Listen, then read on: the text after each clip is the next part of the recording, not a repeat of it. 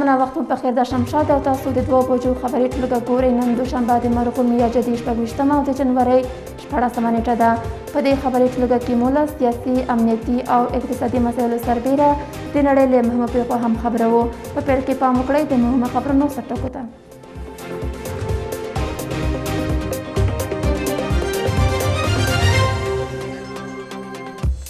سیف د چلډرن بیرته خپل فعالیتونه پیلوي. د ماشومانو ژغورنې ادارې د ښځو کار بندیز غبرګون کې کارونه ځنډولي وو.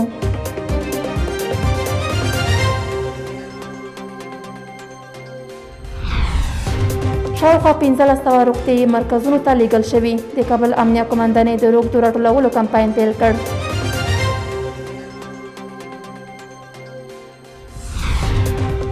نړۍ او اسلامي امارت دې دریځونه نرم کړي. پر طالبانو او نړیوالې ټولنې نیوکې دي چې له افغانانو د ډال په توګه کار اخلي. او د اوکراین پر یوې ودانۍ د توغندیز برید له کبله لږ تر لږه 14 کسان وژل شوي.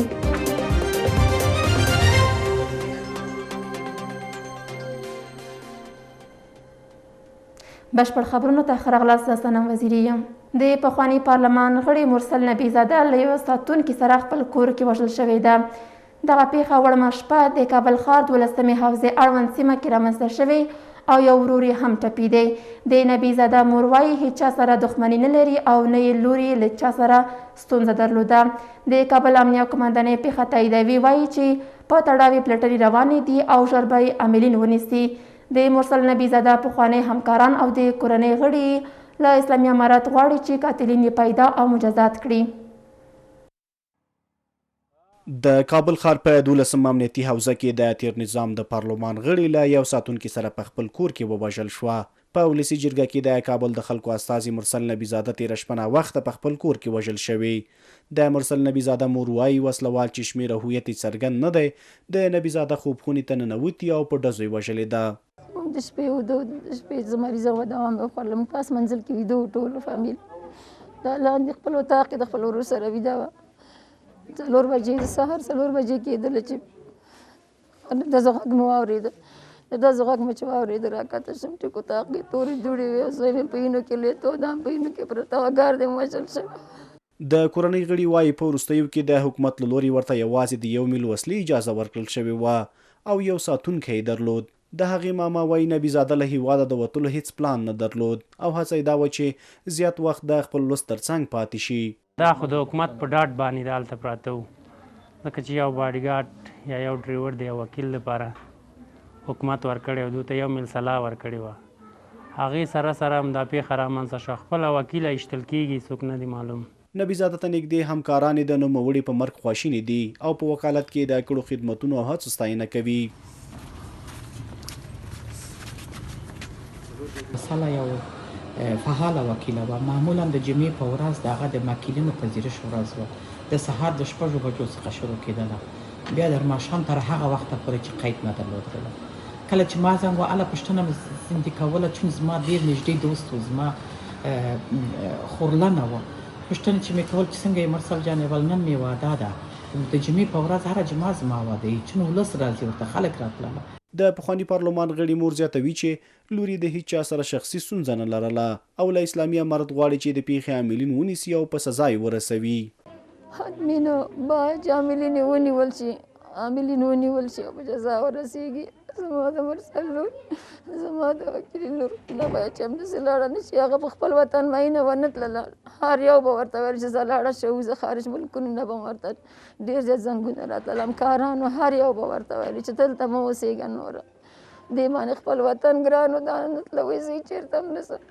د کابل امنیه قومندانۍ یا د پیښه تاییدوي او ډاډ ورکوي چې د پلټنې چارې دوام لري او ژر به یې مجرمین پیدا او د قانون منګولو ته به یې وسپاري. د یادونې وړ ده چې د پخواني حکومت د پارلمان وکیل سره د هغې یو تن ساتونکی هم وژل شوی او ورور یې برسیرن ټپي شوی دی. د اسلامي امارت له حاکمیت وروسته تر ډیره غوښتنه کېدله چې د پخواني حکومت د چارواکو او سیاسیونو ژوند ته د جدي پاملرنه وشي او هغه کسانو ته د امنیت لپاره مجوزې وسلې او ساتونکي ورکړل شي چې خطر محسوسوي. تر اوسه د مرسل نبي زاده او د هغې د ساتونکي مسؤلیت کومې ډلې یا کس په غاړه نه دی اخیستی.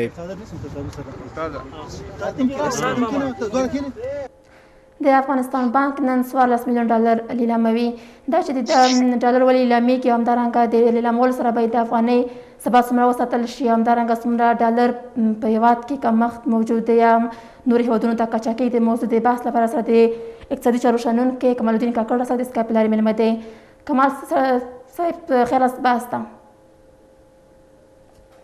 مننه، سلامت اوسئ. که پیل کې راته ووایاست چې ډالر ولې لیلامېږي؟ اول سلامونه تاسو ته، ګرانو لیدونکو او تخنیکي همکارانو ته.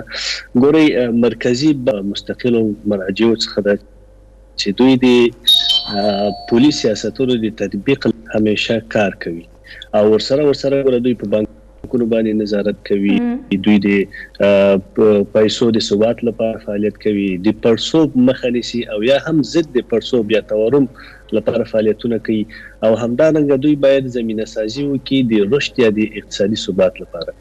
ګوره، اقتصادي لحاظه موږ تاسو ویلی شو چې د یو معین وخت لپاره کولی شي چې د پیسو د ارزش لپاره دوی د پیسې مارکیټ ته وړاندې کړي. اما په ټوله کې دې ته تک سیاست وایي، یعنی تک سیاست پولي ورته وایي چې دا دوی په مارکیټ کې کېږي. مګر هم دا چې زموږ سیاستګزاران له مخکې نه همیشه د پیسو د ارزش د ساتلو لپاره دوی مارکیټ ته ډالر عرضه کوي، دا یو معین وخت لپاره کولی شي یو تاثیر ولري. اما په ټوله کې د راز مدت لپاره دا پروسه اصل کې درسته نه ده او نشي کولی چې هغه د افغانیو ارزش یا د هغه داخلي پیسو ارزش وساتي. یعنی دا په دې معنی ده چې اوس لپاره که مارکیټ کې څومره ضرورت وي که عرضه سي نو دا به بهتره وي. ستاسو په نظر باندې د افغانستان بانک باید په کوم ډول باندې دغه پیسې یا ډالر چې دی باید دوی داوطلبۍ تاکید یا هم لیلامې کړي، په کومو طریقو باندې؟ ګورئ، هغه خو خپله د پیسو سیاستونه دي یا سیاستګزاران چې کوم په مرکزي بانک کې دی، دا دوی خپله پالیسي ده چې هغه د پالیسي په اساس. مګر اصل کې موږ دلته بحث د اقتصادي لحاظه کوو چې آیا د دغو پیسو عرضه په پیسو باندې څومره تاثیر لري د پیسو په ارزښت باندې، دا په ګټه ده د ملي اقتصاد او که نه ده. یعنی ما مخکې درته وویل چې دا په دغه ابزار چې کوم دي د خرید فروش د خارجي اسعارو په مارکیټ کې، دا صرف د یو معین حد لپاره چې هغه باید په دا کولی شي. اما دا ګورئ، یو خبر تاسو په ذهن کې وساتئ چې زموږ سیاستګزاران د بانک چې دي دوی ته همیشه دا یو ډیره ساده لار و او دوی به همیشه دې لپاره چې د افغانۍ ارزش وساتي دوی به مارکیټ ته پیسې عرضه کولی. اما د دې د مخنیوي لپاره یا د دې د نورو دغه حد هم رامعین کړي، دا پروسه هم رالنډه کړي او د دې لپاره وکولی شي چې دغه ډالرو یا د خارجي اسعارو په مارکیټ کې دوی په آهسته آهسته سره راکمه کړي. دې لپاره هیڅ کار نه رسوي. یعنی دې لپاره د لنډ وخت لپاره دا درسته ده چې مثبت اثر لري، اما د طولاني مدت لپاره دا ډېر منفي تاثیرات لري. ګورئ، تاسو وګورئ زموږ په ولایاتو کې اکثره مرزي ولایاتو کې نور اسعار استفاده کیږي. دا یو له هغه عاملونو څخه ده چې زموږ د افغانۍ ارزښت په کم ده، یعنی زموږ افغانۍ په گردش کې په ولایاتو کې نشته، د افغانۍ ارزښت راټیټېږي، مجبور مکلف کیږي بانک چې تر څو پورې بیرته مارکیټ ته ډالر عرضه کړي. له دې سره دوهمه خبر د ډالرو قاچاق ده. ته که مارکیټ ته هر څومره ډالر عرضه کړي، هلته چې تا د قاچاق مخه نه وي نیولې، ته نشې کولی چې خپل افغانۍ ارزش کنټرول کړي. درېیمه خبر ته کولی شي داخلي تولید باندې بحث وکړي.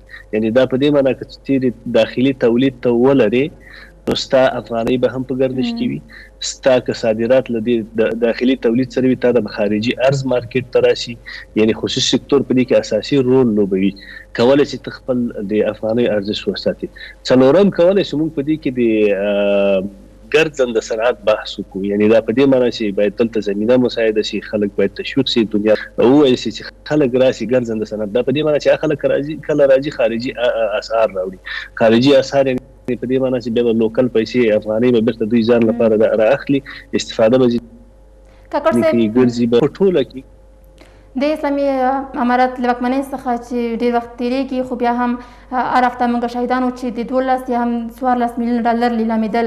ولې دغه تاثیرات نه لري په اوس وخت کې په پیسو په ګردش باندې، بخصوص د افغانۍ د ثبات ساتلو په موخه باندې؟ په د جمهوریت په وخت کې به دا د 40 میلیون ډالر په حساب باندې وي، یعنې 40 میلیون ډالر به لیلام کېدل.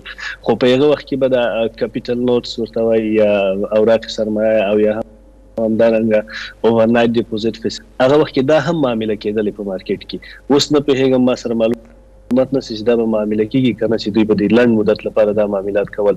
په هغه وخت کې 40 میلیون ډالر کېدل، خو ارزش د ډالرو بیا هم هغه رقم نه وساتل شوی. هر کال چې به محاسبه کېدله 9% تر 10% به د افغانۍ ارزش راټیټ شوی، تر حاله کې اوس دا کم ده. علت د دې دا ده چې په مارکیټ کې تجارتي فعالیتونه نشته. که چیرې تجارتي فعالیتونه په ډېر وای نو دا 15 میلیونه 14 میلیونه یا 10 میلیونه هم بسیانه نه کوله. خو اساسي خبره دا ده ولې تاثیر نه کوي؟ دا په دې خاطر باندې چې د ډالرو قاچاق موجود ده، ورسره په ولایاتو کې نور اسعار معامله کېږي لکه پاکستاني کلداري، لکه تومان، یا هم په همدغه ډالرو باندې معاملات کېږي. دا هغه شیان دي چې تاثیرات کوي چې د عرضه صرف د لنډ وخت لپاره په هماغه وخت کې، او هغه هم اکثره وخت داسې لیلام کېږي چې کله کله استعمالېږي په هر مارکیټ کې، خصوصي مارکیټ کې هم یا د پولي بازارونو کې هم مافیا موجوده ده. هغه خلک یې اخلي بیرته په خپله نفع باندې استفاده کوي. کاکړ صاحب، تاسو خپل خبرو کې اشاره درلوده چې ډالر دلته قاچاق کېږي. مسؤلین بار بار وایي چې موږ ډالر د قاچاق مخنیوی کړی دی، بیا هم ډالر کمښت راځي، هم د افغانۍ ثبات ټیټ پاتې کېږي. علتونه څه کېدلی شي؟ ګورئ، یو د قاچاق بحث ده، هم کولی شو دا ووایي، او یو هم دا چې له ملک نه څومره ډالر وشي. درسته ده چې کنټرول به راغلی، اما قاچاق په اصل کې اوس هم موجود ده. درسته د دولت که څوک په قاچاق باندې نیسي هغوی ته به جزا ورکوي، مګر دوی نور هم باید په دې باندې کوشش وکړي، هغه کړۍ باید پیدا کړي چې هغوی په ډېر سیستماتیک ډول باندې د ډالرو قاچاق، یعنې دا موږ محسوسوو نه وای د ډالرونو، دا احساس به مو نه وای کړی. د افغانۍ ارزښت په لوړ چې د افغانۍ ارزښت لوړ هم نه ځي، راټیټېږي چې قاچاق موجود ده. دوهم دا ده که موږ تاسې وګورو چې مخکې ما اشاره وکړله چې داخلي تولید ګوره موږ په هر عرصه کې ویلی شو، که هغه خدماتي وي، صرف راسې د یو د صحت په بخش کې وګورئ چې زموږ تاسې افغانان چې کله ځي بهر ته، هر یو حد اقل 3000-4000 ډالر خو له ځان سره انتقال، یعنې دا په دې معنا ده چې دا هم ډېر تاثیر لري په دې کې. یو خو د قاچاق بحث ده، یو قانوني بحث ده چې کله دوی ځان سره ډالر وړي د تداوي لپاره، دا هم تاسې خپل تاثیر لري. روزانه تاسې حساب وکړئ څومره پروازونه کېږي په سرحدونو کې، څومره خلک، خو د هغه ملک پیسې له ځان سره نه وړي. یعنې دا په دې معنا چې له دې ځای نه ځان سره ډالر وړي، بیا یې هلته میده کوي. یعنې داخلي تولید باندې چې همیشه د اقتصادي خلک په دې باندې کوشش کوي چې باید داخلي تولید موجود وي. علت یې دا ده چې دلته به وځي، البته خارجي اسعار به بېرته راځي چې دا خپله په د افغانیو په ارزښت باندې خپل تاثیر لري. د ډالرو د لیلامولو موده باید څومره اوسي او څومره اندازه باید ډالر دلته په بازار کې وړاندې شي تر څو د ډالر د کمښت سره موږ مخامخ نه شو؟ ګورئ، ډالر د کمښت بحث چې دغه جدا ده. دې لپاره چې زموږ د مرکزي بانک ذخیره ولرو، او دا د خپله د مرکزي بانک د پالیسیو د سیاستونو په اساس باندې هغوی ضرورت ته په کتو سره هغه زمان معین اعلانوي او عرضه کوي. ما مخکې هم درته ویل چې عرضه د ډالرو موږ وکولی شو دې باندې همیشه ډېره پابندي وکړو، ووایي چې نه باید دا په دومره زمان کې عرضه شي، دومره مقدار عرضه شي. دا ګورئ یو لنډ وخت لپاره هغه سیاستونه دي چې د لنډ وخت د پولي ارزښت کنټرول لپاره کېږي. په اصل کې دا باید خپل ذخایرو ته هم پام وکړي. هغه مشخص وختونه خپله د مرکزي بانک د کارمندانو او هغه مسلکي خلک چې هغه سیاستونه ایجادوي د هغوی په لاس کې. د افغانۍ د ثبات ساتلو لپاره مهم څه کېدلی شي، بدیل لارې څه کېدلی شي بدون د ډالرو د لیلام څخه؟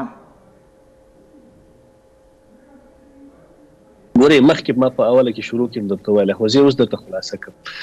مخکې هم درته وویل ګوره تاسې نیمروز ولایت ته ولاړ شئ، هرات ته ولاړ شئ، مثلا ننګرهار ته ولاړ شئ. اول باید دا ولایتونه ټول کنټرول شي چې په دې کې د همسایه ملکونو پیسې باید ونه چلېږي، یعنې دلته افغانۍ ارزښت پورته شي. دا د یو. دوهم دا ده چې د ډالرو په قاچاق باندې ډېره داسې کلکه پابندي ولګول شي چې هر څوک ګیر شي د قاچاق هغه معین مقدار باید هغه معلوم وي د ډالرو وبخي چې هغه څوک انتقالوي باید هم دته سزا ورکړل شي او هم پیسې باید ضبط شي. قاچاق باید په مکمله توګه باندې ودرول شي. دا د دوه. درېیمه دا ده چې باید دلته سرمایه ګزاري هم داخلي هم خارجي.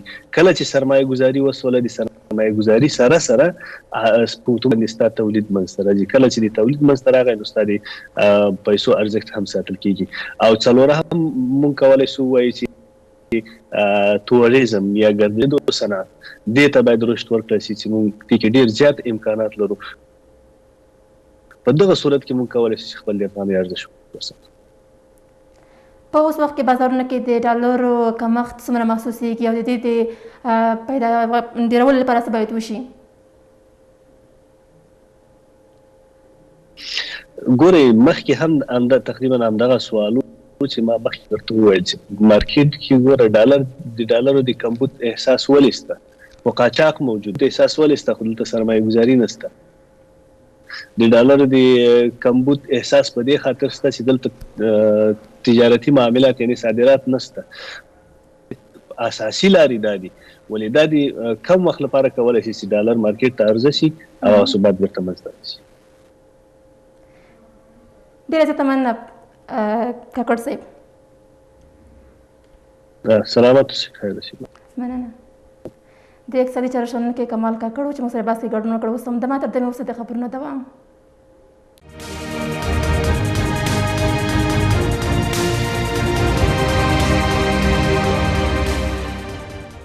د خبرونو دوام ته ښه راغلاست. هیواد کې جنګ او جګړې ته پلمه نه ده پاتې.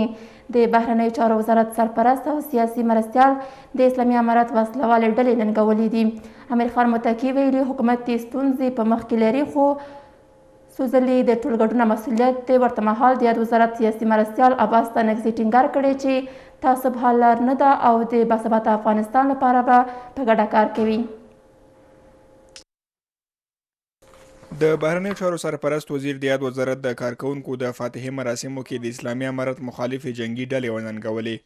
سرپرست وزیر امیر خان متقي ویلي په افغانستان کې د جنگ او جګړې لپاره هیڅ پلمه نه ده پاتې او هیڅوک باید د جګړې له لارې خپلو شومو اهدافو ته ونه رسیږي. متقي په خپلو خبرو کې زیاته کړې چې افغانستان تازه له اوږدې جګړې وتلی، د حکومتولۍ پر وړاندې ستونزې او ننګونې شته، خو په خبره یې کار به کوي چې په شریکه یې حل کړي. که نه زنا است، نه خارجی هاست، نه اشغال است، نه شراب است، نه الحاد است، نه کفر است.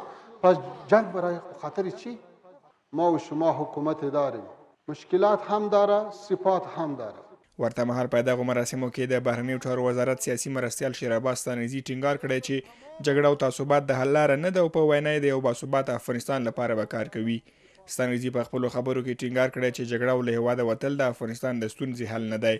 دا د هر چا وظیفه ده چې د دې ملک دپاره، د دې ملک د امنیت دپاره، د دې ملک د اقتصاد دپاره، د دې ملک د کلتور او عنعناتو د دفاع دپاره مټې راونغاړي او کار وکړي. دا یوازې د مشر، د وزیر، د معین، د رئیس، د قمندان او د والي وظیفه نه ده، دا د هر فرد د دې وطن ده. هر څوک به په خپله ساحه کې کار کوي او په دې نیت به یې کوي چې د خدای په خاطر او د دې بیچاره ملت په خاطر به دا کار کوي.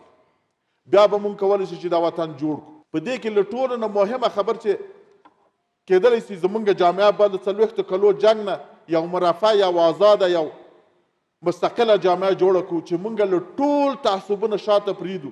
د روانې جنورۍ میاشتې په 11 نیټه کابل کې د بهرنیو چارو وزارت مخې ته چاودنه وشوه چې مسؤلیت یې د داعش وسلوالې ډلې ومانه. دغه چاودنه کې د بهرنیو چارو وزارت د یو شمېر کارکوونکو په ګډون له 500 زیاتو کسانو ته مرګ ژوبله واوښته. د اسلامي امارت او نړیوالې ټولنې سخت دریځونه له میلیونونو افغانانو قرباني اخلي. تحلیل کوونکي د نړیوالو فشارونو په تړاو د سرپرست وزیر امیر خان متقي څرګندونې نه ردوي، خو پر حکومت هم د ځینو پریکړو له امله نیوکې لري. د چارو شنونکي دواړه خواوې د اوسني وضعیت مسؤل ګڼي او نیوکه لري چې ولس د ډال په توګه کارول کیږي. که همینجا مشکلات است، خب دست اموخ ظالما و اشغالگر است که 20 سال همینجا مردم میکشت، او وقت با باروت و با بم و با طیاره میکشت، حالا میخواه که به گرسنگی بکشه. د بهرنیو چارو سرپرست وزیر د وروستیو څرګندونو په تړاو نظرونه ویشلي دي. ځینې پر حاکمو چارواکو د وروستیو پریکړو له امله نیوکې لري چې افغانستان یې نړیوالې انزوا او ولس یې له ستونزو سره مخ کړی، خو ځینې بیا د سرپرست وزیر امیر خان متقی نیوکې تاییدی او د روان وضعیت مسئول نړیواله ټولنه او امریکا بولی. آقای متقی خو یک نطق احساساتی کرده. متاسفانه مباحث یک مسلمان حرفهایشان منصفانه نمیافهم. آقای متقی خو وزیر خارجه یک حکومتی هستند که حق تحصیل دختران سلب کرده در حالی که یک حق اسلامی است. حق کار زنان سلب کرده در حالی که یک کار اسلامی است که باید این حق داشته باشند. مهاجرین از افغانستان به کشورهای خارج سرازیر میشه، در کشورهای خارج زندانی میشن، لط و کوب میشن و در داخل افغانستان مهاجرین در زیر چادر زندگی میکنن در این خنک. این از ناکامی از این حکومت است. زه په دې باور یم چې موږ له یو مهاله جګړې څخه راوتلي یو، چې افغانستان له اقتصادي اړخه لا هم په خپلو پښو ولاړ نه ده، محتاجه ده. پکار دا ده چې حکومت د افغان ملت ټولې روا برحقه غوښتنې ومني، هغوی ته لومړیتوب ورکړي او د افغانستان او د نظام سالمیت او مصالحو په اساس باندې یو شمېر بنیادي اصلاحات په کوردن راولي او په عین حال کې خپلې ګټې او د افغانستان بهرنی سیاست له نړۍ سره داسې تعریف او هغوی ته قناعت ورکړي چې نړۍ د افغانستان موجوده نظام په رسمیت وپېژني. تحلیل کوونکي وایي د امریکا په مشرۍ ائتلافي ځواکونو په افغانستان کې د خپل پوځي ماموریت پر مهال ستر ویجاړۍ تر شا پرېښې او په تېرو 20 کلونو کې د افغانستان لپاره بنسټیز کار نه دی شوی. دوی دغه راز پر سرپرست حکومت هم نیوکې لري چې په ځینو پریکړو دې له سره غور وکړي او په لوی لاس دې افغانان او هیواد له ستونزو او نړیوالو فشارونو سره نه مخ کوي. باید اقدامات صورت نگیرد تا از بیشتر نان مردم افغانستان از جا گرفته شد.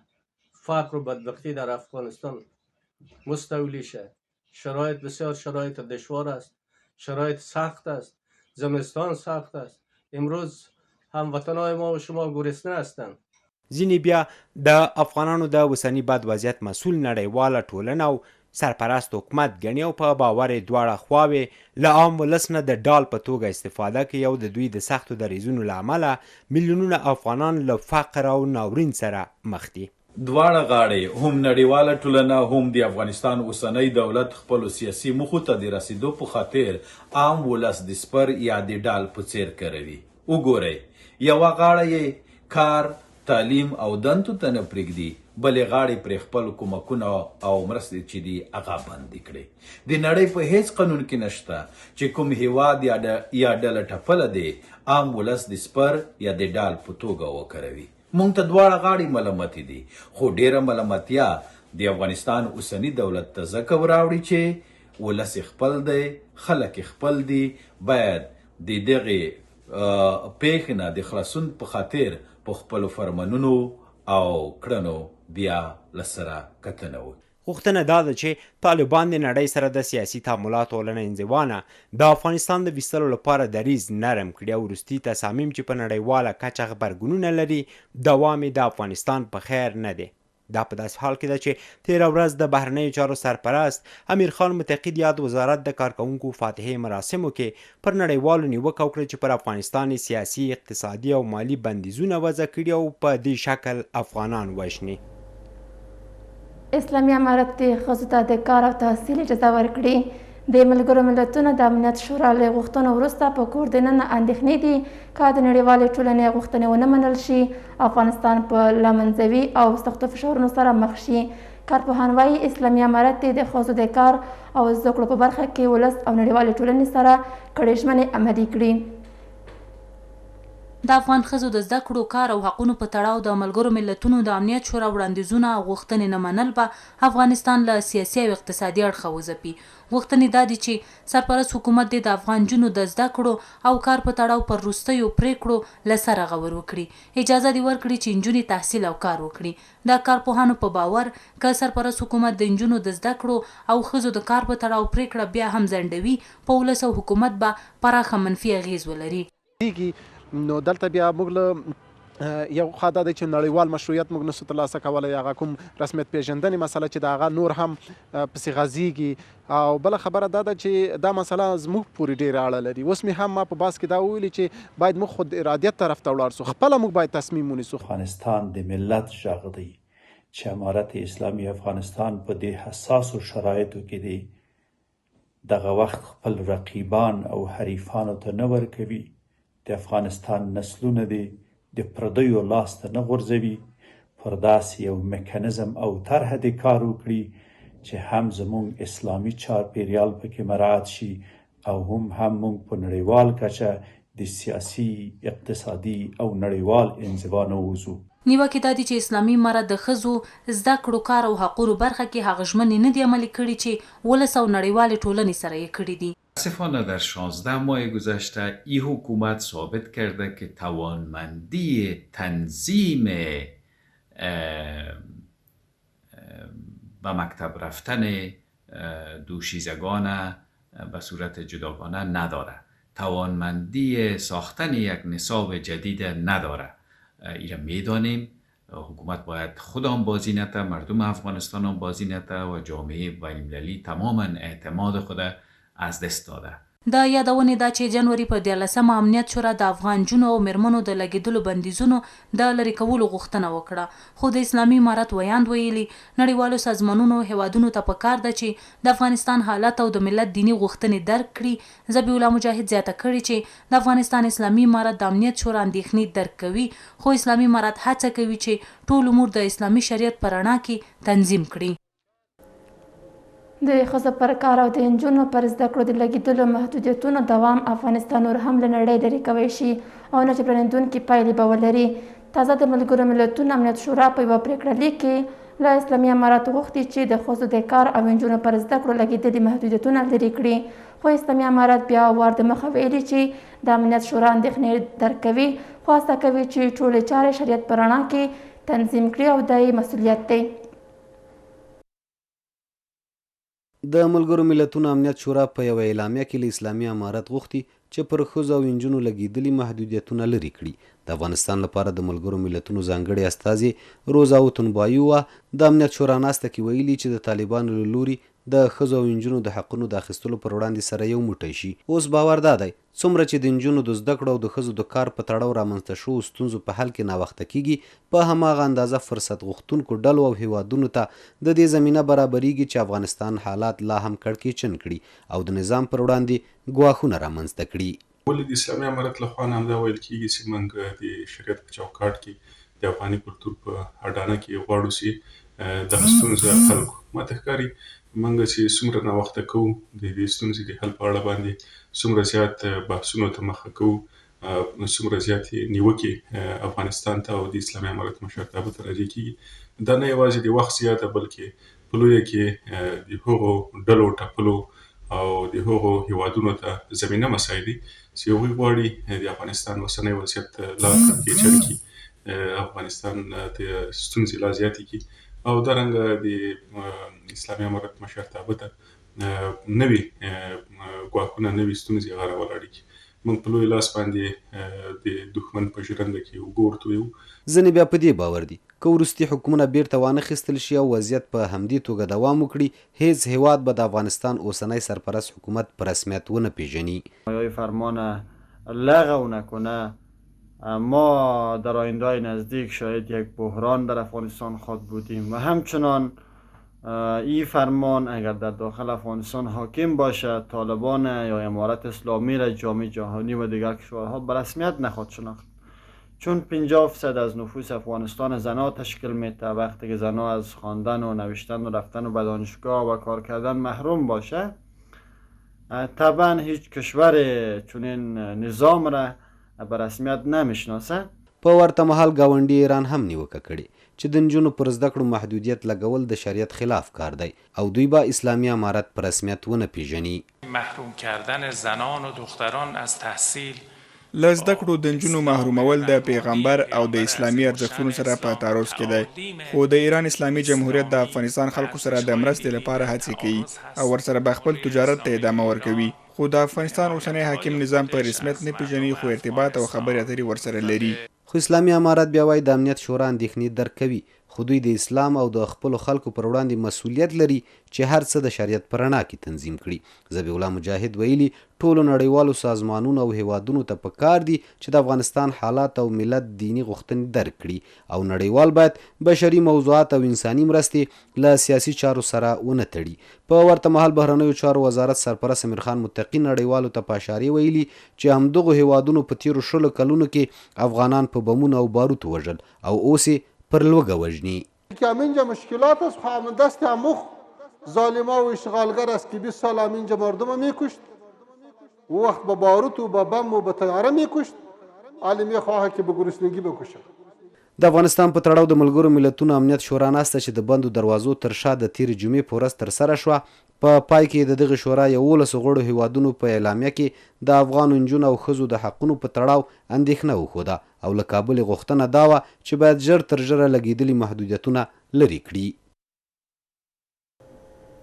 د امریکا کانګرس کې جمهوریت غوښتونکو له افغانستانه د خپلو عسکرو د وتلو رسمي پلټنې پیل کړي. کانګرس کې د بهرنیو اړیکو کمیټې مشر مایکل مکال د بهرنیو چارو وزارت ته په استول شوي لیک کې له افغانستانه د وتلو وضاحت غوښتی. هغه په دغه لیک کې ویلي چې په مکرر ډول یې د وضاحت غوښتنه کړې، خو د بایدن اداره له افغانستان څخه د وتلو او له طالبانو سره د اړیکو معلومات پټ ساتي. مکال د امریکا له بهرنیو چارو وزارت غوښتي چې پرته له ځنډه ځواب ورکړي که نه نور پروسه به اجباري کړي. دوحه کې له پراخه مذاکراتو پر افغانستان د اسلامي امارت له واکمنېدو وروسته د امریکا په مشرۍ د ناټو ائتلافي ځواکونه له افغانستان ووتل. د پخواني افغان حکومت د چارواکو ترڅنګ ګڼ امریکایي چارواکو دا وتل بې مسؤلیته وبلل، خو ډیری افغانانو بیا د خپلواکۍ ترلاسه کولو خوښي څرګنده کړه. د امریکایي ځواکونو له وتلو وروسته د امریکا کانګریس کې جمهوریت غوښتونکو بار بار د جو بایدن له ادارې د خپلو وتلو په تړاو د وضاحت غوښتنه وکړه، خو هغوی لا هم بې ځوابه دي. اوس تازه کانګریس کې د بهرنیو اړیکو کمیټې چې مشري د جمهوریت غوښتونکو لاس کې ده په یوه لیک کې د معلوماتو ورکولو غوښتنه کړې او د افغانستان وتلو په اړه د معلوماتو پټول یې له شرم ډک کار بللی دی.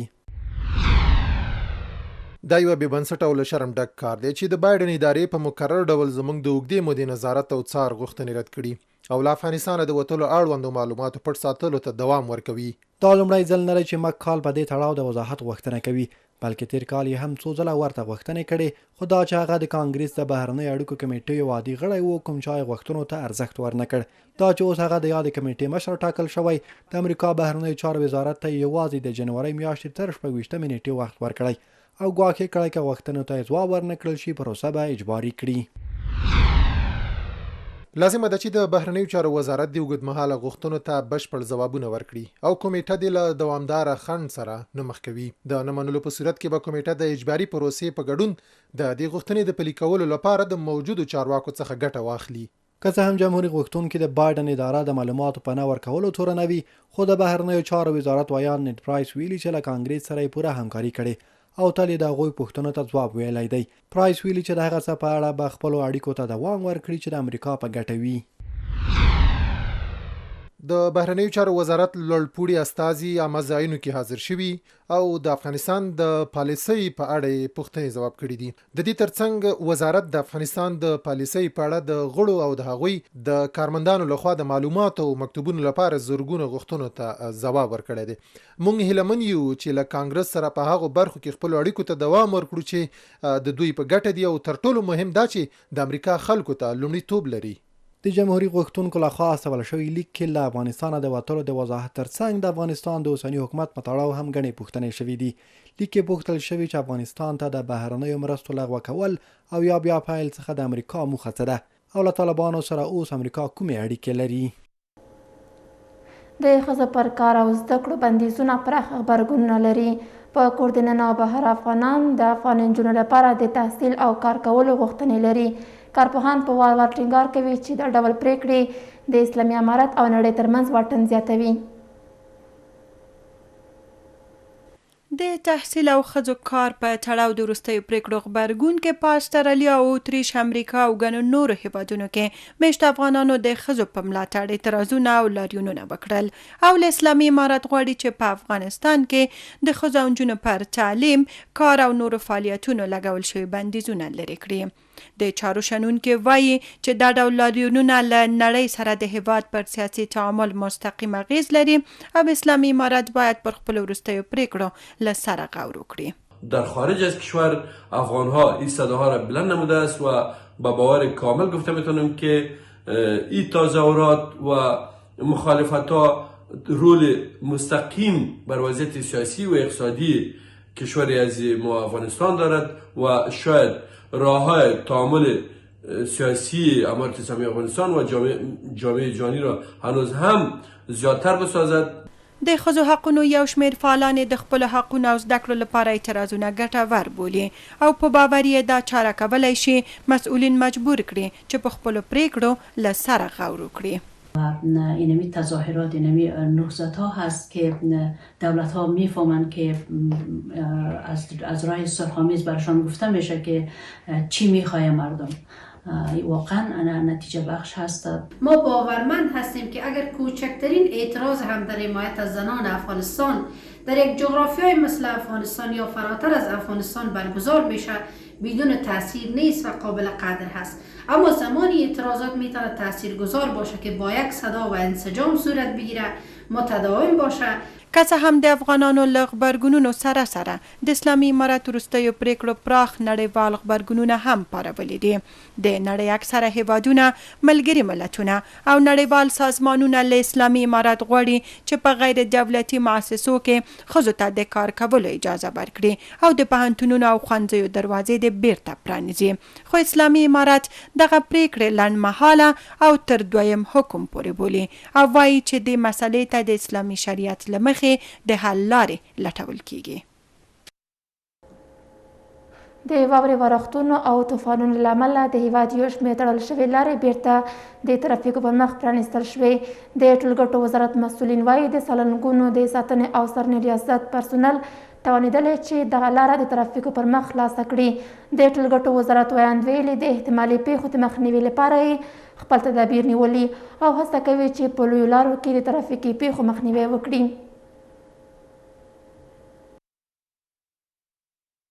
همدارنګه د سالنګونو د ساتنې او څارنې پرسونل په هغو نقطو کې چې واوره او یخک دی د ریګ او نمک پاشۍ کار په چټکۍ سره کوي ترڅو ښه تګ راتګ ته زمینه برابره سي. د یادونې وړ ده چې تر دا مهاله د هیواد ټولې لویې لارې او سړکونه د ترافیکو پر مخ خلاص دي او د ټولګټو وزارت ولایتي ریاستونه له قراردادي شرکتونو سره د هیواد په بیلابیلو برخو کې پر یخک او کنګل سویو برخو باندې د خاورې او مالګې په شیندلو سره او دغه رنګه د واورې په پاکولو کار کوي.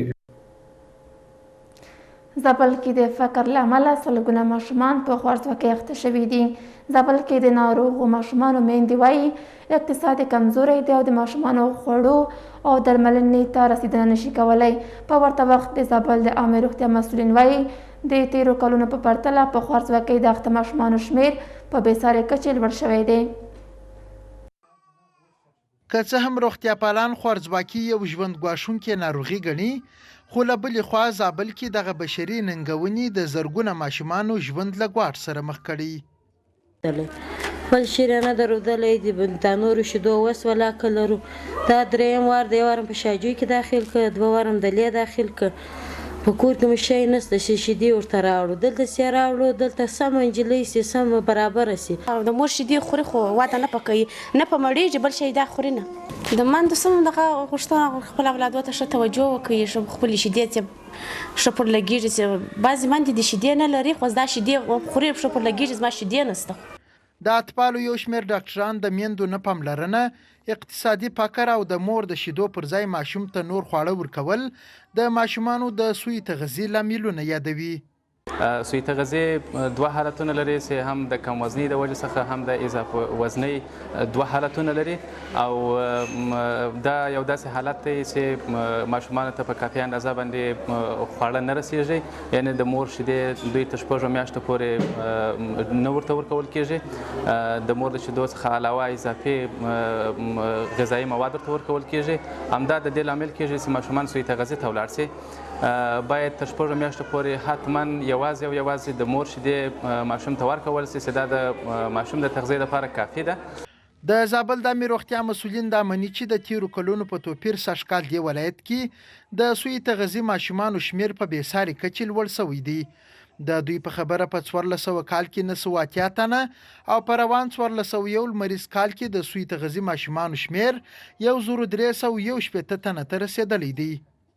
متاسفانه باید زه ووایم چې نظر په روز کال ته سږ کال زموږ د بستر مریضانو چې دلته موږ سره بستر سوي دي ارقام زیات سوی ده. که موږ سره پرتله کړو د پروس کال او د سږ کال، مثلا که د پروس کال د دوبي ارقام زه تاسو ته وایم هغه مقدار دا تقریبا د 10 نه تر 18 پورې ورځنی موږ بستر مریضان درلود او سږ کال زموږ ارقام له 15 نه تر 10 پورې رسیږي. یوازې د سوی تغذیې ماشومان زموږ په حال دا چې زموږ په تشکیل کې ټوټل موږ 10 بیډ لرو د ماشومان لپاره، مګر دغه اشغال بستر یا دغه کوم بیډونه دوی اشغال کړي دي یوازې سوی تغذیې مریضان اشغال کړي دي. باید وویل شي چې په هیواد کې د روان اقتصادي فقر له کبله د زابل ترڅنګ ګڼو نور ولایتونو کې هم لوی شمېر ماشومان په سوی تغذیې ناروغي اخته سوي دي. جاپان د روغتیا برخه کې له افغانستان سره مرسته کوي. د افغانستان لپاره د ملګرو ملتونو د وګړو صندوق وایي جاپان هیواد له دې صندوق سره د $1,300,000 مرسته کوي. د جاپان دغه مرسته د مور او ماشوم د روغتیا په برخه کې د لا ښو خدمتونو لپاره کوي. د ملګرو ملتونو د وګړو صندوق وایي په تیر 2022 کال کې د جاپان مرستې په افغانستان کې له 100,000 زیاتو افغانانو ته چې ډیری میرمنې دي رسیدلي دي. د وګړو وچې صندوق په یو بیان کې دغه راز ویل شوي چې د دغو نغدو پیسو د مرستو پر مټ به په هلمند کې 90 روغتیایي مرکزونه او ځایونه وکولی شي چې خپل فعالیتونو ته دوام ورکړي. د فاریاب سیمه ییز چارواکي په 2 ولسوالیو کې د ګاز نیونې پیښو کې د 2 تنو د مړینې خبر ورکوي. د فاریاب د اطلاعات او کلتور رئیس وایي تېره شپه یو تن په بلچراغ ولسوالۍ کې او یو تن د یاد ولایت په ګرزیوان ولسوالۍ کې مړ شوی دی. شمس الدین محمدي وایي دغه کسان روغتون ته تر رسولو وړاندې مړه شوي دي. د یو بل خبر له مخې جوزجان ولایت کې د یو خصوصي بانک 2 ساتونکي د ګاز نیولو له کبله مړه شوي دي.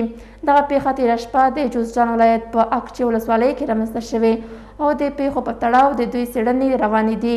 د جوزجان د اطلاعات او کلتور ریاست د اطلاعاتو امیر بریالی احمدي مړه شوي کسان د اقچې ولسوالۍ اوسیدونکي یادوي. متاسفانه 2 تن از هموطنان ما که با نامهای سید شرف الدین و محمد شفیع محافظین یک بانک خصوصی در ولسوالی اقچه این ولایت مصروف وظیفه بودند که در اثر گاز گرفتگی جان باختند.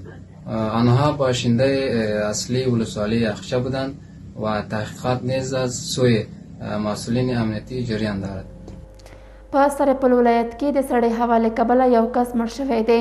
د سرپل ولایت ځایي مسؤلین وایي تېره شپه د سړې هوا له امله یو کس چې په نشه یي توکو روږد دی مړ شوی دی. پیښو ته د رسېدو امیر سید صفت الله ویلي چې په دغه ولایت کې د سړې هوا له امله دغه 230 پسونه هم له منځه تللي دي. د صفت الله په خبره په نشه یي توکو یو روږدی سړی د دغه ولایت په سنچرک ولسوالۍ کې د سړې هوا له امله مړ شوی. د هغه په وینا د کوهستانونو ولسوالۍ په چرس کلي کې 100 پسونه، په سوزمي کلا ولسوالۍ کې 80 پسونه او د سرپل په البدر کې 50 پسونه هم د سړې هوا له امله مړه شوي دي. د افغانستان بانک د افغانۍ ارزښت او ثبات ساتلو په موخه نن د داوطلبۍ له لارې $14 میلیونه د لیلام په ډول پلوري.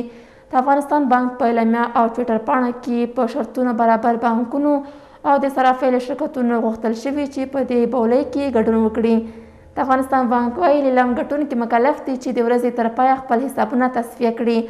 بلخوا د افغانستان بانک وايي د بانک مشرتابه د افغانستان سوداګریزو بانکونو له استازو سره په غونډه کې ژمنه وکړه چې د سوداګریزو بانکونو لپاره د قوانینو او مقرراتو په رڼا کې لازمي اسانتیاوې رامنځته کړي. د تېرې شنبې په ورځ د افغانستان بانک اعلان کړی و چې افغانستان ته د نړیوالو مرستو د نغدو پیسو یوه تازه 40 میلیوني ډالري کڅوړه کابل ته رسیدلې ده. دا مرسته شوې پیسې کابل کې یوه سوداګریز بانک ته سپارل شوي دي. کورنیو چارو وزارت وایي له کابل ښاره یو شمېر په نشه روږدي کسان راټول او د درملنې لپاره اړوندو روغتونونو ته لیږلي دي. د کابل د امنیه قمندانۍ ویاند خالد زدران وایي د دغه وزارت له نشه یي توکو سره د مبارزې معینیت د دې لړۍ په لومړۍ ورځ شاوخوا 1500 معتادین د کابل ښار او شاوخوا سیمو څخه راغونډ شوي دي. نوموړی وایي هڅه یې دا ده چې له کابل وروسته نورو ولایتونو کې هم ټول په نشه روږدي کسان راټول او درملنه یې وکړي. کورنیو چارو وزارت له دې وړاندې هم په نشه روږدي کسان د درملنې لپاره راغونډ کړي او دغه لړۍ د هېواد شمال او یو شمېر نورو ولایتونو ته هم روانه ده. د ماشومانو ژغورنې اداره یا سیف د چلډرن وایي له څو اونۍ ځنډ وروسته افغانستان کې خپل ځینې فعالیتونه بیرته پیلوي. دغې ادارې په یوه وینا پاڼه کې ویلي چې د یو شمېر ښځینه کارکوونکو په ملتیا به خپلې ځینې چارې بیرته پیل کړي. د ماشومانو د ژغورنې ادارې په خپله وینا پاڼه کې لیکلي چې د افغانستان سرپرست حکومت له چارواکو سره تر خبرو وروسته یې د کار کولو ډاډ ترلاسه کړی. د ماشومانو د ژغورنې دغه سازمان ویلي دا په افغانستان کې د دوی د مرستندویه کارونو خورا کوچنۍ برخه ده او پاتې کارونه به یې تر هغې ځنډولي وي چې د ټولو ښځینه همکارانو د کار کولو ډاډ نه وي ورکړل شوی. د ماشومانو د ژغورنې سازمان ویلي د افغانستان بشري ناورین لا نور په ژورېدو دی او د ښځو او ماشومانو ژوند ژغورلو لپاره باید د دوی په څېر ادارې کار وکړي. په زابل ولایت کې ګڼ ماشومان په موسمي ناروغیو اخته شوي. د زابل ولایت شینکۍ ولسوالۍ په روغاني تسلیمزو کلندرخیلو او ساقي کلیو کې سلګونه کسان په نومونیا تورغاړې او انفلونزا ناروغیو اخته شوي دي. د یاد ولایت عامې روغتیا ریاست مسؤلینو ویلي چې واورې لارې بندې کړي خو هڅې کوي چې سیمې ته په بیړني ډول روغتیایي ټیمونه ولیږي. د یادونې ده چې په وروستیو کې د ککړې هوا او کمزوري اقتصاد له امله د هېواد ګڼ ماشومان په ژمنیو ناروغیو اخته شوي. د ننګرهار خوږیاڼیو ولسوالۍ اړوند د وزیرو تنګي سیمه کې د 22 کیلومتره سړک جوړولو چارې پیل او په چټکۍ روانې دي. دا سړک د کلیو پراختیا رئیس مولوي قسمت الله مبارز په هڅو د ځایي خلکو سوداګرو او مرستندویه ادارو په همکارۍ جوړیږي چې تر دې دمه 18.5 میلیونه افغانۍ پرې لګښت راغلی. دا سړک چې 14 کلي نښلوي فرعي سړکونه هم لري. د ترم او پنګوچم سیمو پورې جوړیږي او 3.5 کورنۍ به ترې ګټه واخلي. د دې سړک په جوړولو کې 380 کسانو ته د کار زمینه برابره شوې چې WFP له لوري مزد ورکول کیږي. د 2 بجو خبري ټولګه په همدې ځای پای ته رسېږي. له ملتیا نړۍ مننه کوم. پاتې ورځ مو نیکمرغه.